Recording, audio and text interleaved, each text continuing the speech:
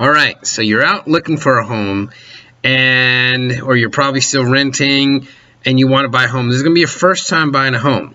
Well, my name is Mendez, and if you can, subscribe to my page, because today I'm going to show you 5 first-time homebuyer mistakes you need to avoid.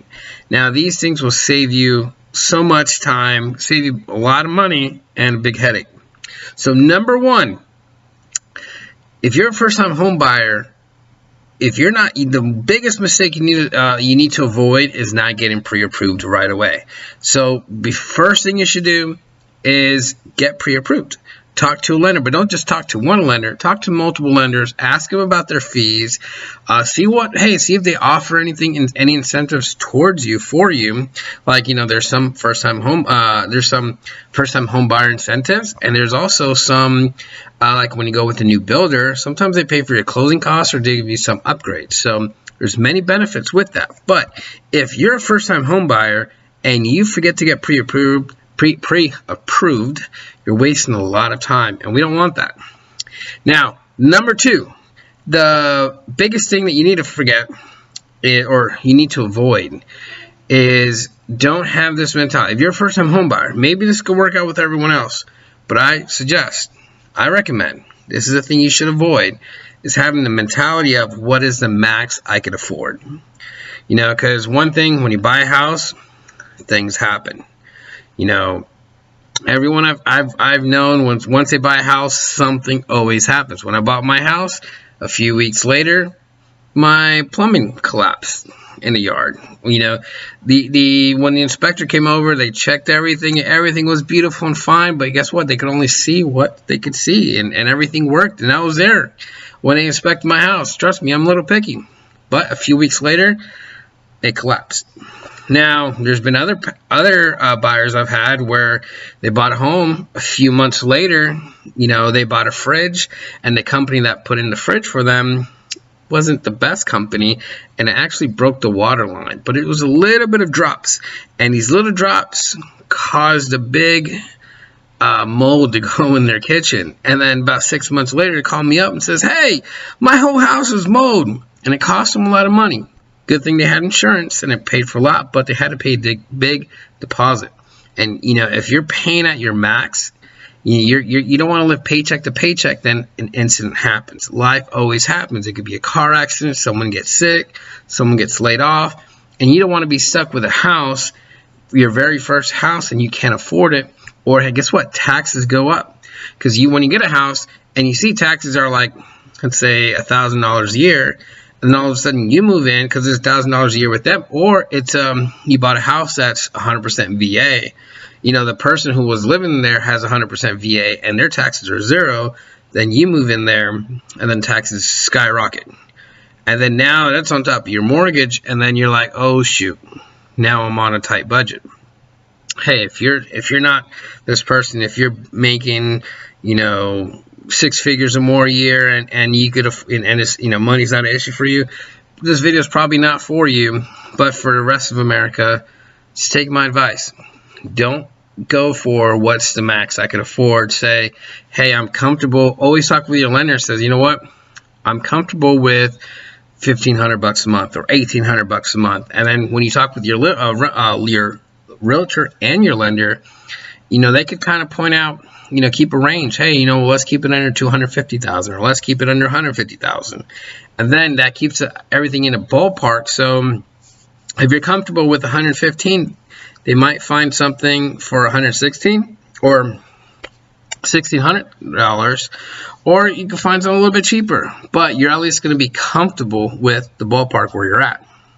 The next biggest mistake you want to avoid if you're a first-time home buyer is copying mom and dad. You just moved out of your mom and dad's house, and they have a huge 3,000 square foot home. They have it all. They have a nice car, they have a nice home, they have updated kitchen, they have everything nice. You move out of there and you have this mentality, I want a house just like them. Well, here's the stuff. You're not going to get that right now unless you're making a lot of money. But for first-time home buyers, you got to have these little humble beginnings. So it's best to have a mindset as, hey, start where you can and eventually grow. Your mom and dad didn't do this overnight, most likely. Like the rest of America, the rest of the world, the success doesn't happen overnight. It's a process. So when you're first buying your home, just understand there's going to be a process. You start off low, you build equity. I mean, my most recent one, buyer and seller, he bought his house about 7-8 years ago for $75,000, ended up selling it for $189,000, and he walked out with so much equity. He bought a huge piece of land. He ended up buying 8.5 acres, lakefront, beautiful home. I mean, he texts me every day, talks about all the fishing he's doing. He's buying horses, cows. I mean, he is living a dream, and he's doing a great job. But it took him some time. Now, are you willing to sacrifice a little bit of time to have big equity and have your dream home?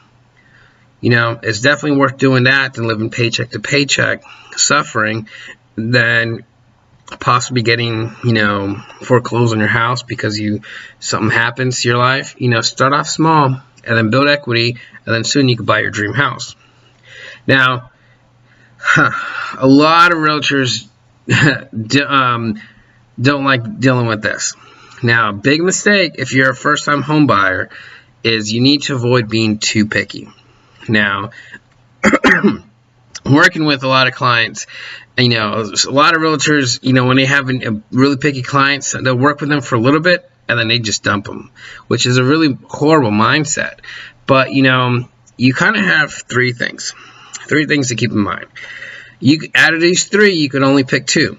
So if you want a really nice home in a really, good condition, you're going to have to pay a lot for it. Or if you want an affordable home and you want a really good location, the house is not going to be exactly what you want. Or if you want a really good, a really affordable home with a really nice style home, like it has everything you want, the location is not going to be right. So out of the locations, what you need in the home, and the price budget, out of those three, you can only pick two. And you got to understand that. And hey, you could have all three, but it's going to cost you. Now, if you could afford it, hey, it's worth it. But if you can't, understand, hey, let me sacrifice something so I could have something. And it's really nice. I ended up finding a home. I'm really picky. And, this was a hard thing for me to overcome. But I ended up thinking, you know what? I want a dream home. But I drive a lot. And I was like, you know what? Since I already drive a lot, let me spread out. Let me find out a home in the country. And I ended up finding a really nice cottage home, beautiful white home. I mean, it's a historic home. It's on a 1/4 acre lot. It's beautiful, exactly what I wanted. And I got it for extremely low price. So that was a really awesome deal for me. So when you're out buying a home, don't be too picky. I've had clients who they see the home they want, everything's beautiful, and then they say, well, the linen closet's too small. That's not helping you. If you can't sacrifice for the linen closet, you're really wasting your time because, hey, time is money, and you're taking time away from your life also to see homes. It's not just the realtors. Hey, I love seeing homes. I love driving around. I love learning more things and seeing new ideas for stuff. It's everything's in the education for me, but it's your time that we're also wasting, and we don't want that. So best thing to do if you're out finding for a home, pick 5 things that you really, really must have. And then other things else is like, hey, it's a bonus. But these 5 things are just must-haves, and I must have these things in the home. If I don't have these things, then everything else is it's not worth it. And the final thing is humble beginnings. A lot of people are a little bit too pride. They don't want to start off little, in the country. They don't want to start off living in, an area that may not be so desirable to everyone else. And I always suggest, hey, it's your first home, build equity. At least the good thing is you're not renting, because when you're renting and you're paying about $1,500 a month, that's almost $20,000 a year you're throwing away. And I'd rather, invest that $20,000 a year into a home, and guess what?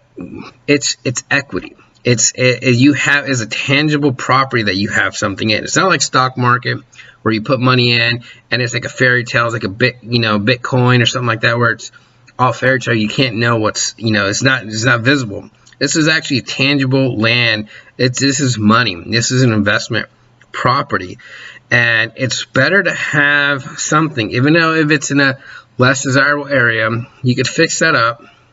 Or if it's in the country, and if it's in the country, you could always, hey, it's beautiful out there. One cool thing I love about living in the country is my car insurance actually dropped a lot. So there's a lot of benefits of living an extra 20 to 30 minutes.